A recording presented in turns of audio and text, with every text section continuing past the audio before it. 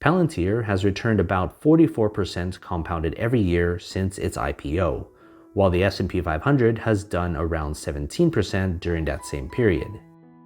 In this video, I'm going to look at the business and then I'm going to tell you if it's the right time to buy the stock. Feel free to skip around. First, we're going to look to see if that return is justified or not. Don't buy this stock until you have an idea of what you're investing in, ignoring the hype and FOMO and just look at the business. I look at the P/E ratio as a measure of the stock's speculation. If it's high, it means investors love the stock and anticipate a lot more is coming. On the flip side, if it's low, it means people aren't in love with the stock and aren't too hot on its future. That's where you usually find hidden gems when speculation is at an all-time low. As we progress through this analysis, you'll see at the top right my updated opinion on the company. In some cases, there's no P/E ratio.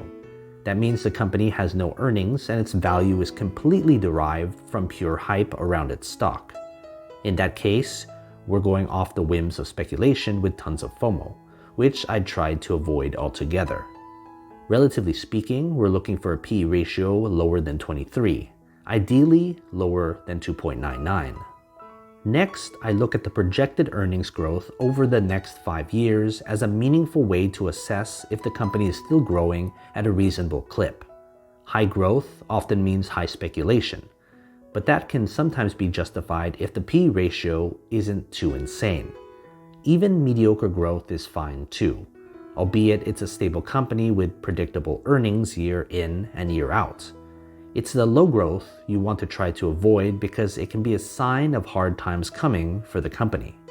Relatively speaking, we're looking for earnings growth higher than 10% compounded annually, ideally higher than 50%. Profit margins get into the meat of the business. High margins mean the company commands pricing power and it can generate revenue at a low cost.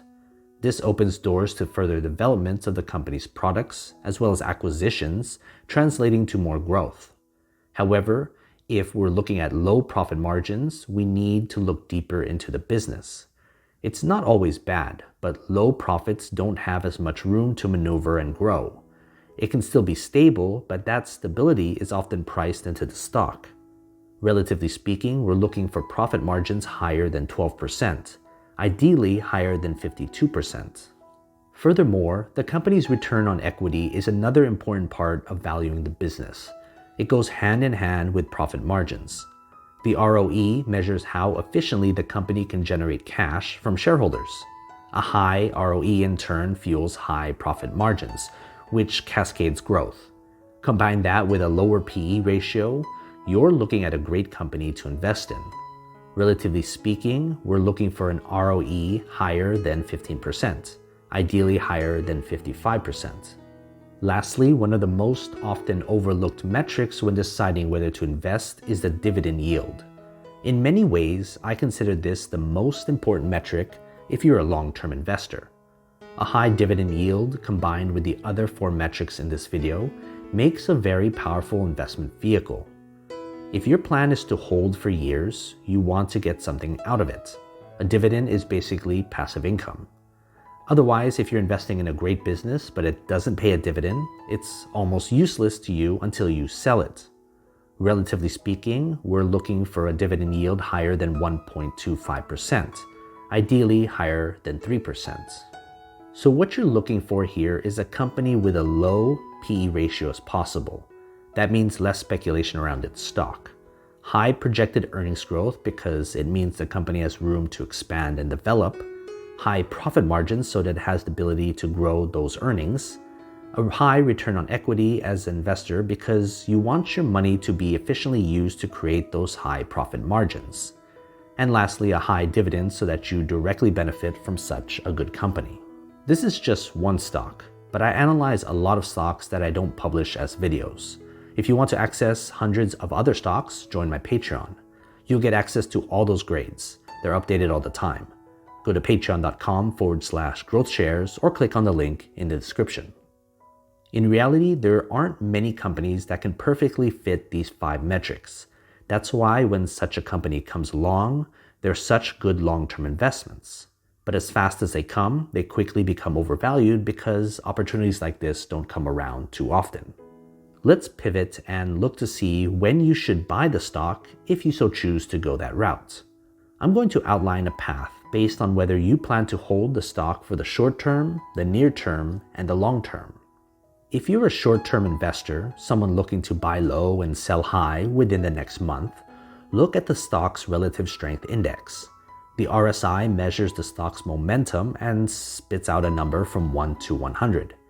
If you're looking for a great buying opportunity, you want the RSI below 30, ideally lower than that if you want certainty. If the RSI is above 70, I'd stay away from the stock, or as a short-term investor, cut your losses and sell. If you're a near-term investor, someone looking to hold for a year or so, look at the stock's 50-day simple moving average. The SMA 50 measures the stock's current price relative to the average of its past 50 trading days. While many want a highly positive percentage, I'm looking for a negative number as possible. That means the stock is trading far lower than what it's been trading at. That means the stock is cheap, so look for low percentages. If you're a long-term investor, someone looking to hold for years, possibly decades, look at the stock's 200-day simple moving average. The SMA 200 is almost the same as the SMA 50, but over 200 trading days instead of 50. A stock below that average means extreme relative value. At this time horizon, the company's fundamentals, its business, plays a very important role in how the company will go going forward. If you're looking for even more extreme value, combine the RSI, the SMA 50, and the SMA 200 together and make sure they're all at bargain levels. This isn't as rare as you think, but with an RSI below 30 and the simple moving averages at large negatives, you're looking at very cheap stocks. But just remember to consider the business first and not just the price. Invest wisely, and as always, take care of your money.